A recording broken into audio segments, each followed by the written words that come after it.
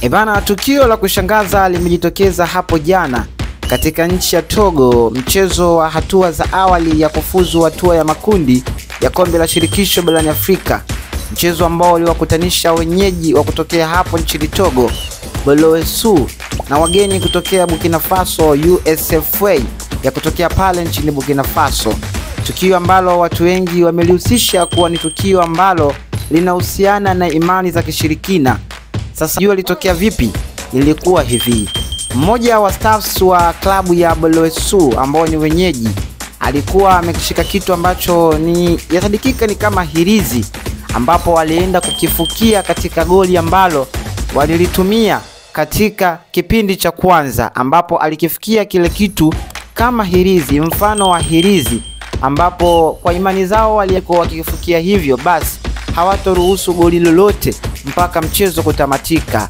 Sasa wale stewards ambao wanalinda uwanja, baada ya kumuona yule jamaa akiwa anakufikia kile kitu, walienda kumfuata ili mradi kuweza kugundua amekifukia nini pale, lakini hawakuona chochote.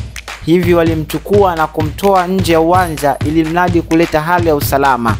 Sasa mchezo ulivyokuwa umeanza, Boloesu walishambuliwa sana katika kile kipindi cha kwanza na hawa USFA ya kutokea pale nchini Burkina Faso. Walishambuliwa mno, walishambuliwa mpaka baadhi ya mashabiki jukwani wakawa wanajiuliza kuwa kwa nafasi zile ambazo hawa wageni kutokea Burkina Faso wamezitengeneza lakini wamezikosa, ile si hali ya kawaida.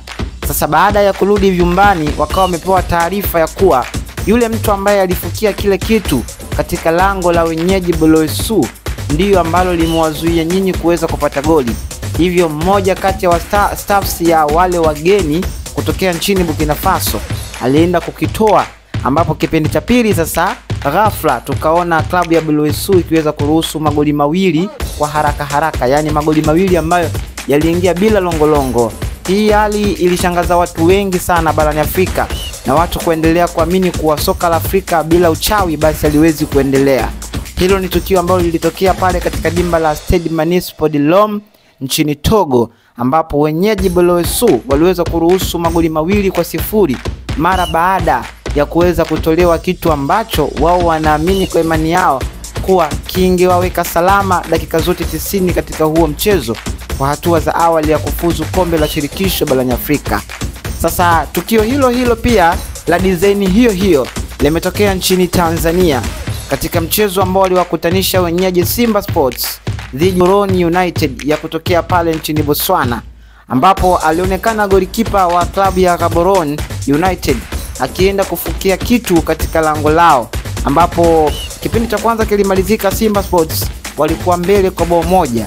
Kipindi cha pili wakati wanarudi kiwanjani, golikipa alionekana akienda kufukia kitu ambacho yasadikika ni hirizi ambayo wao waliamini kwa upande wao kuwa itaenda kuwaweka salama dakika zote 90 mara baada ya kuruhusu goli kipindi cha kwanza. Tuliona nafasi nyingi ambazo Simba Sports wamezitengeneza, walikuwa wamezikosa sana.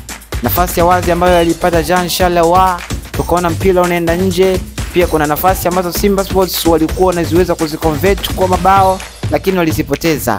Watu wengi barani Afrika walikuwa wameshangazwa na hilo tukio, wakaja na doubtation ya kusema kuwa kwa hali hii soka la Afrika halitoenda popote kama timu zinaamini kwenye matukio ambayo ya imani za kishirikina kuwa ni matukio msaada kwa ajili ya wao kuweza kushinda mechi za mpira wa miguu. Basi ni matukio ambayo yatawaweka katika hali ngumu sana kama watatokea kwenda nje ya mipaka ya bara la Afrika. Na hiyo ndio soka letu Afrika. Hii si mara ya kwanza haya matukio kuweza kutokea. Tuliona pia Simba Sports walienda kuwasha moto katika dimba la Orlando Stadium pale Johannesburg, mchezo wa hatua ya robo finali ya kufuzu, mchezo wa hatua ya robo finali dhidi ya Orlando Pirates. Mlinda mlango huyo wakiwa tayari kabisa.